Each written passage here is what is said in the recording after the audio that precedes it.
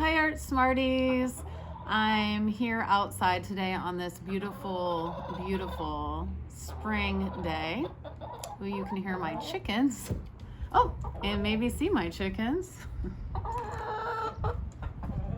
They kind of go along with the Lois Ellert book that we read, Feathers for Lunch. I hope you enjoyed that story. She's one of my favorite authors and illustrators. But based on that book, we're going to do some drawings today based on just simple shapes and lines that you already know. So let's think for a moment what lines we know. We know straight lines, and they can go in different directions. We know squiggly lines. We know curved lines. We know zigzag lines.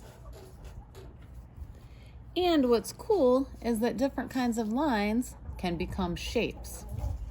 So if I take a curved line and I go all the way around, I make a circle.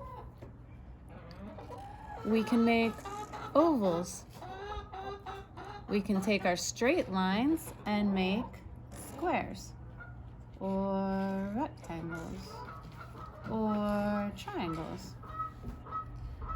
We can use our letters that are made of lines to make more interesting shapes, like a heart is made with a C and a backward C.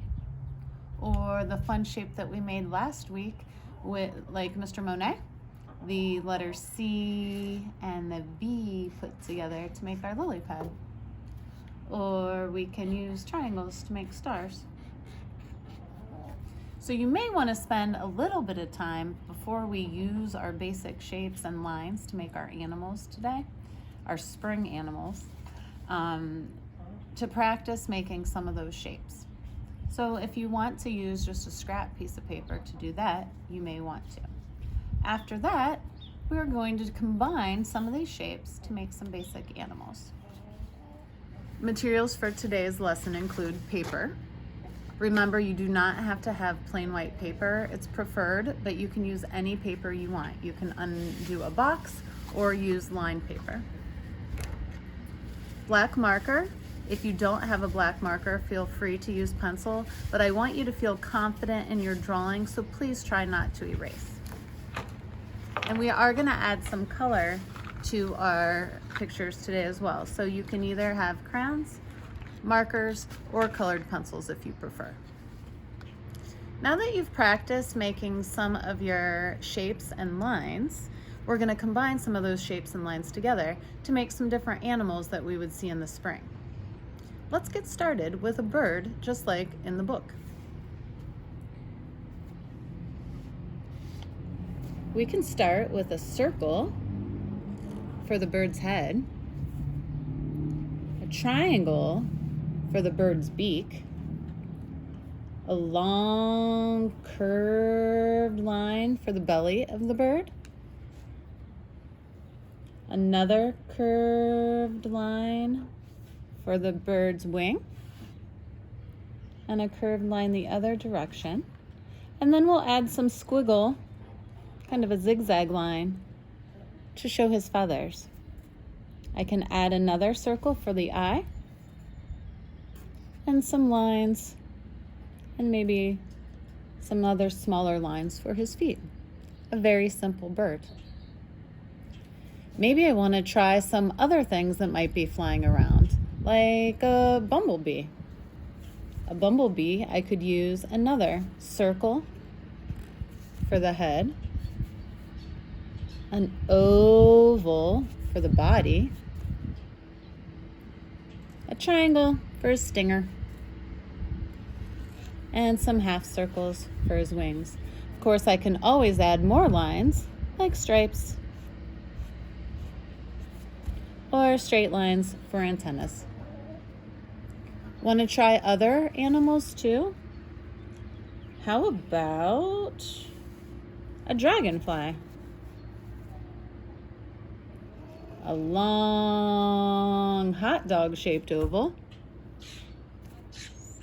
a medium-sized oval, and a circle for the head. We'll use some very, very long curved lines for the dragonfly's wings.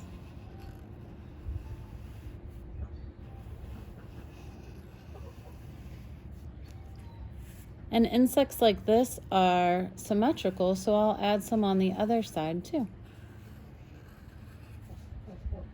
And again, I can add more lines to create interest. Maybe I want to create some designs on his body, or use some shapes to design on his wings.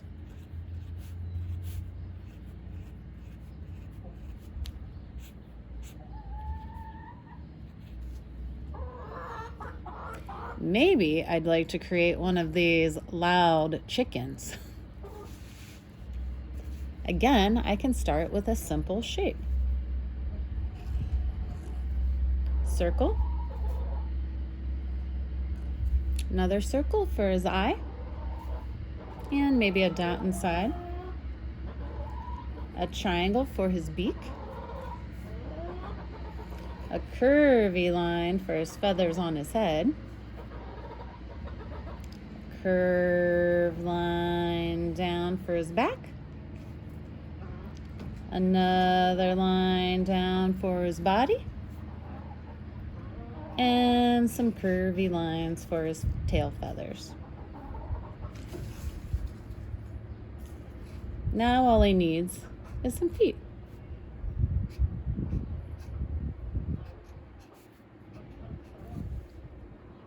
What kind of animals do you think you could make? We've practiced making some spring animals and insects. Now let's add some together to make a picture. I'm gonna add my rooster or chicken and maybe add some little baby chicks. They can be simple shapes like a circle and a triangle. Maybe I want them to be looking for worms. Maybe I'll add a barn in the background. Again, simple shapes. When I'm drawing something in the background, I don't want to draw through what I already drew.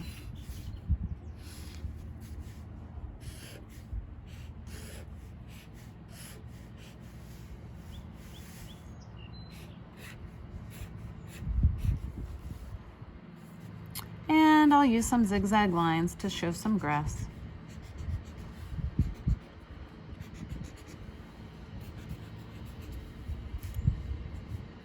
Now I'm ready to add color.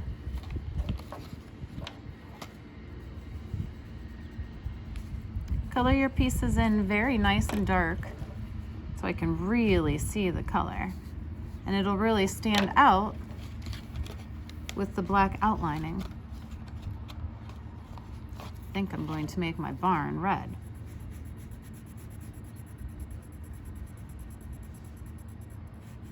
The harder I press with my crayon, the brighter my colors are.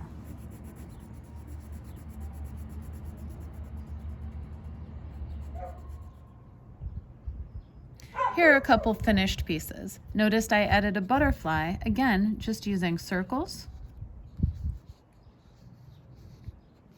and a long pointy oval.